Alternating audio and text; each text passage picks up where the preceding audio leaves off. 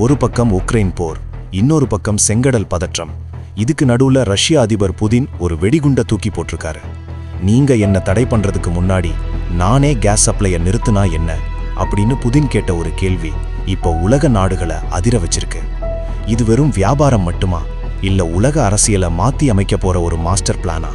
வாங்க விளக்கமா பார்க்கலாம். எல்லாருக்கும் வணக்கம். சமீபத்துல ரஷ்ய அதிபர் புதின் ஒரு பேட்டி கொடுத்திருக்காரு. அந்த பேட்டியில அவர் சொன்ன விஷயங்கள் சாதாரணமானது கிடையாது. ஹங்கேரி நாட்டு வெளியுறவுத்துறை அமைச்சரை சந்திச்சதுக்கு அப்புறம் உலக கேஸ் மார்க்கெட் பத்தி புதின் பேசின ஒவ்வொரு வார்த்தையும் ஐரோப்பிய நாடுகளுக்கு ஒரு பெரிய எச்சரிக்கை மணியா அமைஞ்சிருக்கு. ஐரோப்பா ரஷ்யா மேல பல தடைகளை விதிச்சிருக்கு. ஆனா இப்போ நிலைமை தலைகீழா மாறிட்டு இருக்கு. எரிசக்தி விலை விண்ணை தொடுது, சப்ளைல ஏகப்பட்ட குளறுபடிகள். இதெல்லாம் ஏன் நடக்குது? புதின் ஏன் இப்போ நானே சப்ளையை நிறுத்த போறேன் அப்படின்னு சொல்றாரு? இதுக்கு பின்னாடி இருக்கிற அந்த பெரிய ஜியோ பொலிட்டிக்கல் கேம் என்ன? இதை பத்தி தான் இந்த வீடியோல நாம டீப்பா அனலைஸ் பண்ண போறோம். சரி, இப்போ நாம கொஞ்சம் பின்னாடி போய் பார்க்கலாம். அப்பதான் உங்களுக்கு இப்ப நடக்கிற விஷயம் புரியும். ரஷ்யாவுக்கும் ஐரோப்பாவுக்கும் இடையிலான எரிசக்தி உறவு, எனர்ஜி ரிலேஷன்ஷிப் நேத்து இன்னைக்கு ஆரம்பிச்சது கிடையாது. பல வருஷமா ஐரோப்பாவுக்கு தேவையான கேஸ்ல கிட்டத்தட்ட 40% ரஷ்யா கிட்டே இருந்து தான் போயிட்டு இருந்தது. இதுக்காகவே நார்த் ஸ்ட்ரீம் போன்ற பிரம்மாண்டமான பைப்லைன்களை ரஷ்யா அமைச்சிருந்தது. ஆனா 2022 உக்ரைன் போர் ஆரம்பிச்ச உடனே எல்லாம் மாறிப்போச்சு. ஐரோப்பிய நாடுகள் ரஷ்யா மேல பொருளாதார தடைகளை விதிச்சாங்க. ரஷ்யா கிட்ட இருந்து கேஸ் வாங்குறத குறைக்கணும்னு முடிவு பண்ணாங்க. ஆனா இங்க தான் ஒரு சிக்கல் இருக்கு. ஐரோப்பாவால டக்குன்னு ரஷ்யாவை விட்டு வெளியே வர முடியல. ஏன்னா அவங்க தொழிற்சாலைகள் ஓடுறதுக்கும் குளிர்காலத்துல வீடுகளை வெதுவெதுப்பா வச்சுக்கிறதுக்கும் ரஷ்யாவோட மலிவான கேஸ் ரொம்ப அவசியம். இதற்கிடையில் நார்த் ஸ்ட்ரீம் பைப்லைன் மர்மமான முறையில வெடிச்சு சிதறிச்சு. இது யாரு பண்ணாங்கன்னு இன்னைக்கும் ஒரு பெரிய கேள்விக்குறியா இருக்கு. இந்த சூழல்ல தான் புதின் இப்போ ஒரு முக்கியமான கருத்தை சொல்லியிருக்காரு. இப்போ நிலைமை என்னன்னு பார்ப்போம். புதன் தன்னோட பேட்டியில ரொம்ப தெளிவா சில விஷயங்களை சொல்லியிருக்காரு. முதல்ல ஹங்கேரி மற்றும் ஸ்லோவாக்கியா பத்தி அவர் பேசினாரு. மற்ற ஐரோப்பிய நாடுகள் ரஷ்யாவை எதிர்த்தாலும் இந்த ரெண்டு நாடுகளும் ரஷ்யா கூட ஒரு சுமூகமான உறவை வச்சிருக்காங்க. புதின் என்ன சொல்றாருன்னா, எங்களுக்கு யாரெல்லாம் நம்பகமான பார்ட்னரா, ரிலையபிள் பார்ட்னர்ஸா இருக்காங்களோ அவங்களுக்கு நாங்க தொடர்ந்து கேஸ் மற்றும் ஆயில் சப்ளை பண்ணுவோம். இதுல அவர் ஹங்கேரியை பாராட்டுறாரு. ஆனா மற்ற ஐரோப்பிய நாடுகளோட நிலைமை மோசமா இருக்கு. ஏப்ரல் மாசத்துல இருந்து ரஷ்யாவோட திரவ இயற்கை எரிவாயு LNG மேல புதுசா சில தடைகளை ஐரோப்பா கொண்டு வரப்போகுது.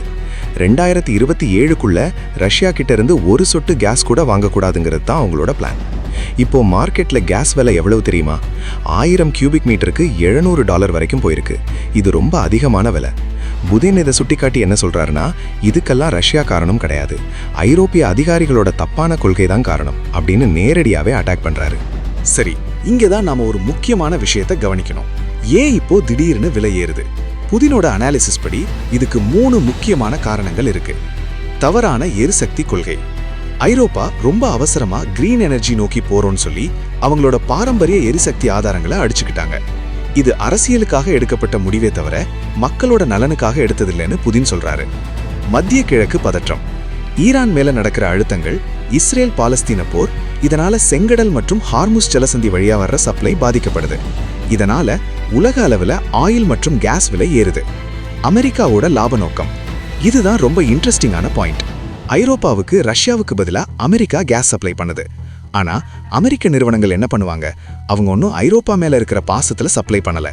ஆசிய நாடுகள்ல கேஸ் விலை அதிகமா இருந்தா அமெரிக்க கப்பல்கள் அப்படியே ரூட்டை மாத்தி ஆசியாவுக்கு போயிடும். இதை தான் புதின் பிரீமியம் பையர்ஸ் அப்படின்னு சொல்றாரு.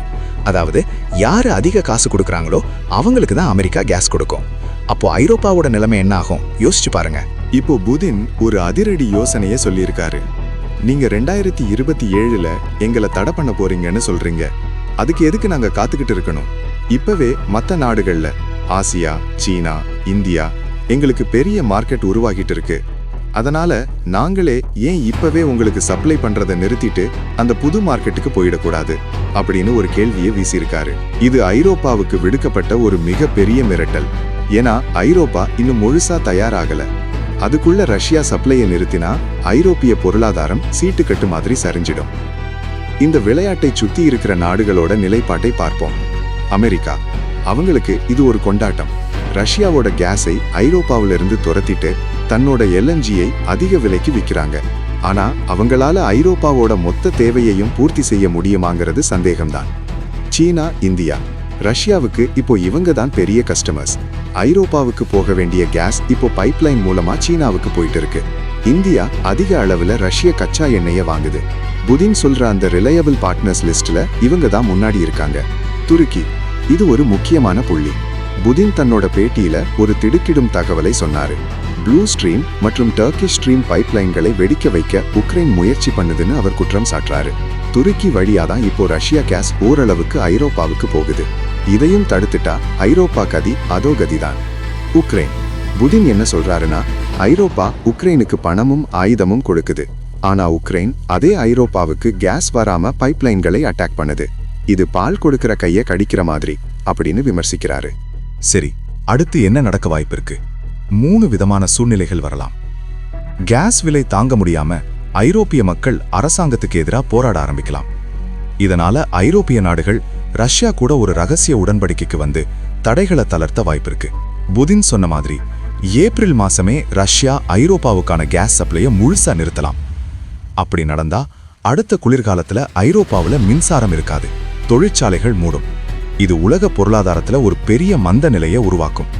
புதின் சொன்ன மாதிரி டர்க்கி ஸ்ட்ரீம் மேல ஏதாச்சும் அட்டாக் நடந்தா அது நேரடியா நேட்டோ நாடுகளுக்கும் ரஷ்யாவுக்கும் இடையிலான நேரடி போருக்கு வழிவகுக்கும். இது ரொம்ப ஆபத்தான ஒரு சூழல். கடைசியா புதின் சொன்ன ஒரு விஷயம் ரொம்ப முக்கியமானது. இதுல எந்த அரசியலும் இல்ல, இது வெறும் பிசினஸ் அப்படின்னு அவர் சொல்றாரு. ஆனா உண்மை என்னன்னா, எரிசக்தி தான் இன்னைக்கு உலக அரசியலோட மிகப்பெரிய ஆயுதம். ரஷ்யா இப்போ ஐரோப்பாவை விட்டு விலகி ஆசியாவை நோக்கி திரும்ப ஆரம்பிச்சிட்டாங்க. இது ஒரு மிகப்பெரிய ஜியோபொலிட்டிக்கல் ஷிஃப்ட்.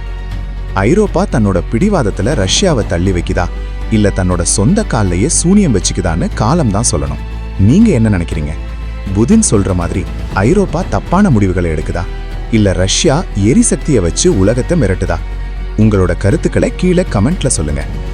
இந்த வீடியோ உங்களுக்கு பிடிச்சிருந்தா லைக் பண்ணுங்க, உங்க ஃப்ரெண்ட்ஸ்க்கு ஷேர் பண்ணுங்க, மறக்காம நம்ம சேனலுக்கு சப்ஸ்கிரைப் பண்ணுங்க. அடுத்த ஒரு சுவாரஸ்யமான வீடியோல உங்களை சந்திக்கிறேன். நன்றி.